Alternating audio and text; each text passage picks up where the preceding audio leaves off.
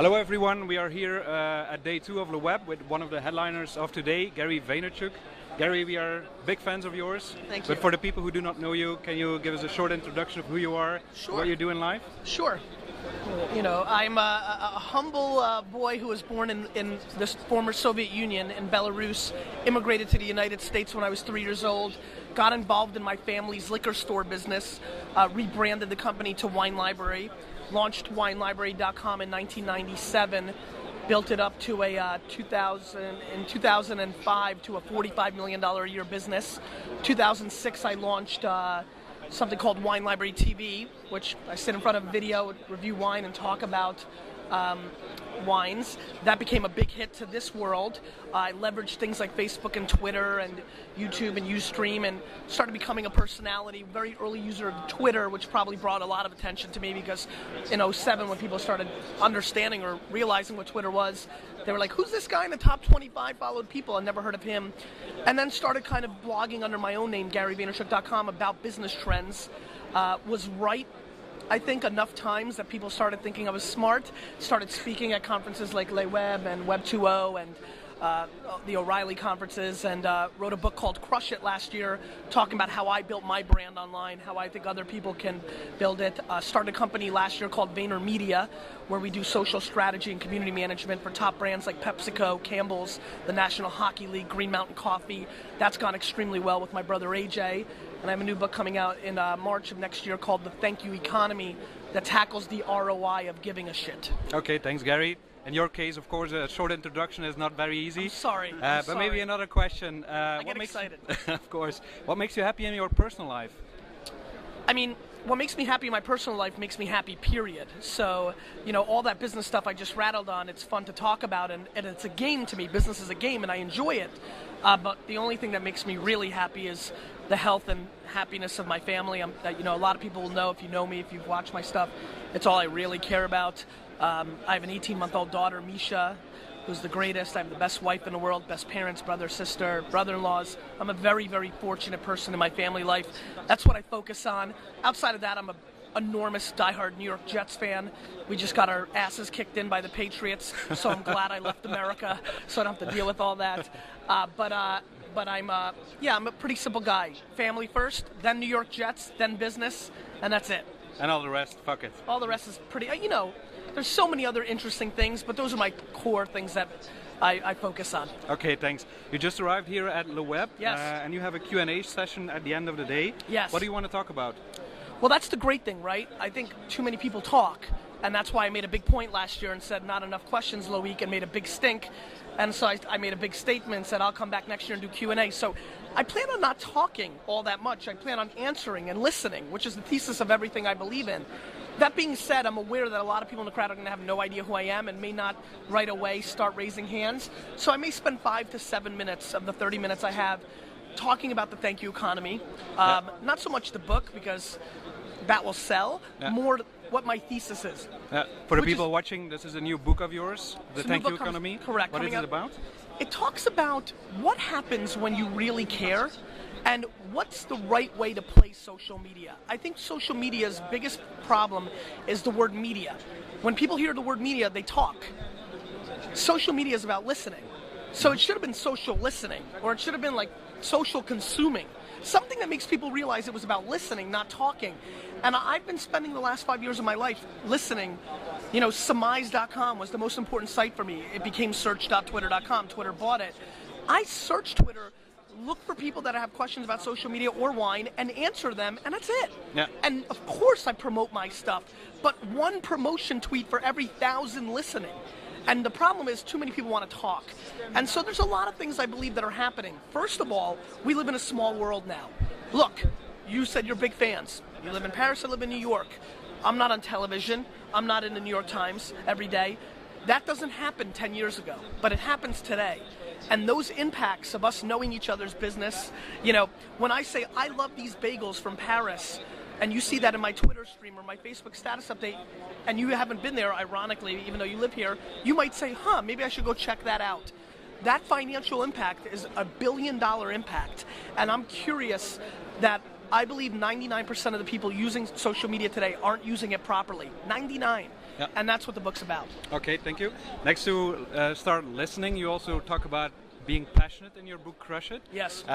You talk about starting your own business, but do you Yes. think it's possible to be passionate within a business context, within an existing company as well? I think it's a very big challenge.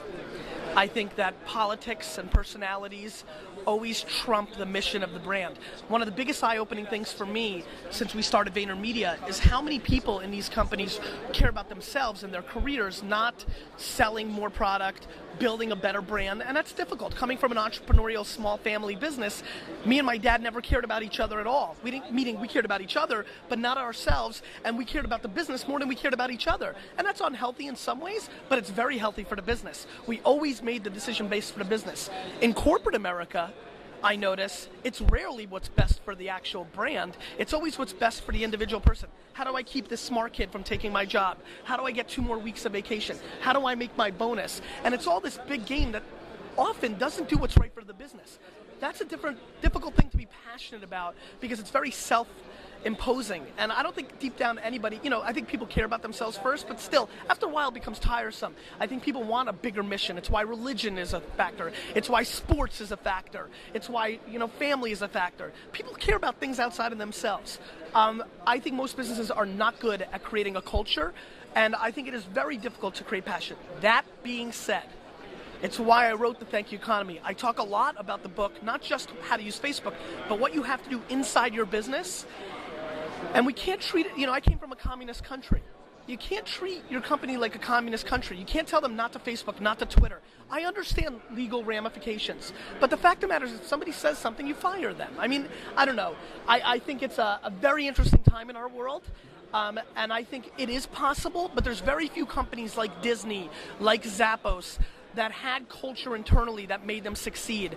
And oftentimes they lose that as they grow. I think it's possible, but I think it's very rare. It's difficult. Yes. Okay. You said in the beginning that you're very passionate about the New York Jets. Yes. And you actually want to buy them. Yes. How far are you from buying them? Extremely far. And I think that's very a funny conversation. Yes, I'm very passionate and happy that I've been able to make a lot of money in my life, and I make 7 figures a year, and it's very substantial, and I'm very, very fortunate, one of the 1% and under in America, fortunate enough to do that. But the New York Jets are going to cost $1 billion if I try to buy them today. And by the time I'm ready, closer probably to $2 billion. So I'm very far off, but what's fascinating is 2 things. 1, I'm flattered that people think I'm closer than I am.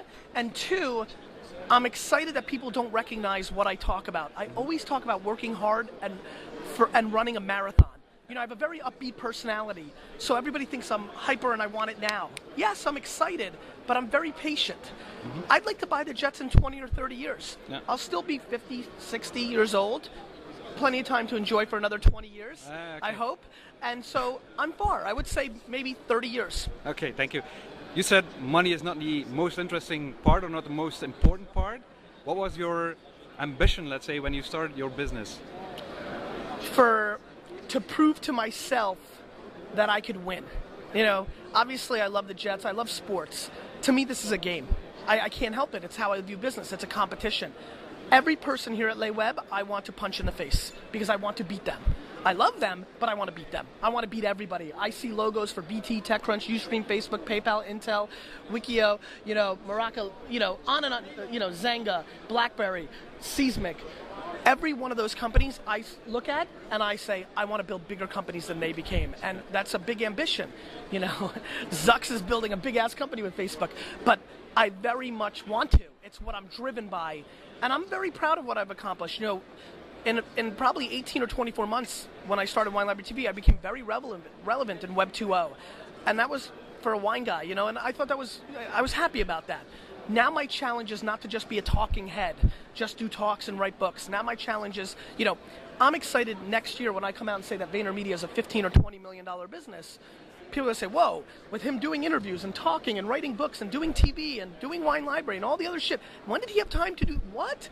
I like that. That proves my chops. I don't want to just be a personality or a face. I want to build big businesses. It's what I do. I built a $60 million wine retail company. That hasn't been done a lot in America. That's what I do. Yes, I also talk, and I'm a talking head, but I build companies. And in building business, you use a lot of technology. I do. What is for you the next big thing in technology? The only thing I care about is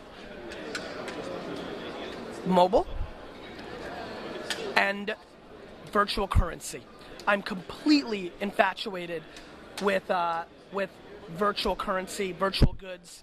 I believe that people are very much underestimating that we're living our lives inside this little thing. Sorry. And when we live in there, we want to express ourselves. Why do I wear this? Right? I wear this because this expresses who I am, right? Why do I have... You're building your identity. Yes. It's because it's my identity. But my world is here. When my world is in your iPad, I want to have badges and points and things to show to my friends when they spend more time looking at me there than here, that who I am, why I'm cool. When I run the New York Marathon, I want the New York Marathon to give... You know what's so funny? The New York Marathon. I would never run the New York Marathon. But in 15 years I might, because when people start looking at your page of accomplishments, I might want the New York Marathon badge.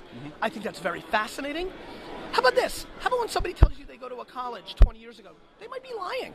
Now you can't do that because everything's transparent, but on top of that, what about when you get your diploma? You can put that Harvard badge right on your profile. Interesting stuff going on. Very interesting. And I think social currency is going to impact the way we do things. Zynga with Farmville. People went to 7-Eleven and bought Slurpees so they could get points to build their farm. I think that's very underestimated. Okay, thanks, Gary. Sure. Mobile, by the way, I'm sorry I didn't talk about it. This is the game. I mean, it's the game. If you don't understand that this is the game in 2011 and beyond, you're completely lost. Completely lost and have no shot in winning in our business world. One of your points was that companies should start listening. Yes.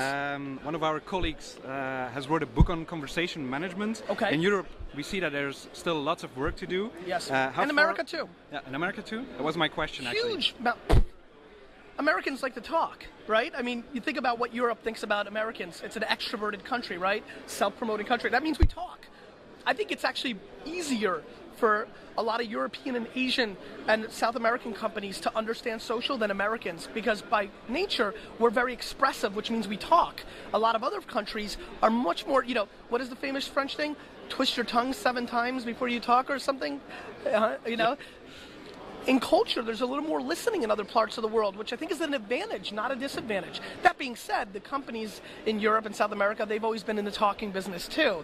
So they've got to kind of fix themselves as well. Okay, thanks for that. Sure. One of our last questions, Gary, because you have still lots of interviews to go. Have you ever tasted Belgian wines? Oh, absolutely. I've not only that, I mean, so when, it's funny, as soon as you said that, I said to myself, I think you can't help but listen, don't forget, I ran a liquor store, not just a wine shop. So when you hear Belgium, you can't help but not think about lambics and higher quality beer beverages. So that's where my mind spears. But some of the sparkling wines, some of the still wines, sure I have. Yeah, okay. I mean, but nowhere close to the level that I should. And as a matter of fact, I'm speaking at a conference, a tech conference in Belgium, in February or March of this year, of 2011. You'll probably know it because I assume there's not that many big conferences going on. So I'll be there, and one of my plans was to get there a day early and taste some Belgian wine for an episode of Wine Library TV. Yeah. And what's your opinion on Belgium? What do you know about Belgium? The country itself, I've only been once. I was there for like 9 hours because I spoke, so I haven't really. I don't think I'm. One of my big 2010, and I've done a good job this year, resolutions was not to talk about things I don't know. I feel like everything's being recorded, right? And I started listening to people talk about social media and business and wine that didn't know what the hell they were talking about. I said, is that what I sound like when I talk about things I don't know, like politics? I said, okay, you know what? Stop doing that. So, to that point, I don't know enough to really say, of course, you guys are great guys. I have a lot of Belgian fans. I interact with them, but I don't really know yet. And I'm hoping on my trip in March, I'll find out more. Okay, thanks, Gary, for the interview. Last thing we want to do is wishing you very good luck tonight with the Q&A session. Thank you. And thank you so much for taking the time. For sure, Gary guys. is really a guy who is walking the talk because he had several difficulties to get here, but he managed and he kept us up to date. So thank you very much, Gary. My pleasure, guys.